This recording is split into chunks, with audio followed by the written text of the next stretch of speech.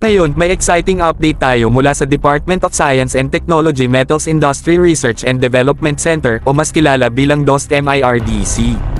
Nagtulungan ng DOST-MIRDC, Philippine Army, at Mechatronics and Robotics Society of the Philippines para dalhin sa atin ang susunod na antas sa remote-controlled weapon systems. Handa na ba kayo sa controller-operated battle-ready armament o kung gusto nyo, Cobra? Hindi ito yung pangkaraniwang laruan na remote-controlled, mga bro. Ito ay isang game changer sa mundo ng depensang teknolohiya.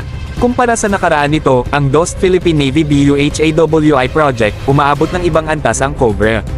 Una sa lahat, ang Cobra ay may kakatwang kakayahan na umikot ng 360 degrees. Ibig sabihin, kaya nitong makita ang anumang target mula sa anumang direksyon. Ang galing lang, di ba? At hindi lang yun, mas compact din ito kaya pwede siyang i-mount sa tactical vehicles at mapataas ang kanilang kakayahan sa labanan. Pero huwag kayo mag-alala, mga fans ng BUHAWI, hindi namin kayo nakalimutan. Ang BUHAWI, na may kakayahan na umikot ng 270 degrees, ay nananatiling isang malaking puwersa. Mas malaki rin ito at espesyal na dinisenyo para i-mount sa mga barko at bangka, pinapataas ang kakayahan sa pangkalakalang pagtatanggol. Ngayon, eto yung mas exciting na bahagi.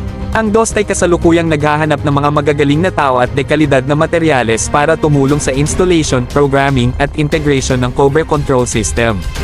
Ibig sabihin, baka malapit na natin masaksihan ang teknolohiyang ito na magpapabago ng larong ito. Isipin nyo lang yung kapangyarihan at presisyon na dala ng mga pagbabagong ito sa ating mga kawal. Ito ay tungkol sa pagiging unang nagpapakalat at pagbibigay ng pinakamahusay na teknolohiya sa ating mga defense teams.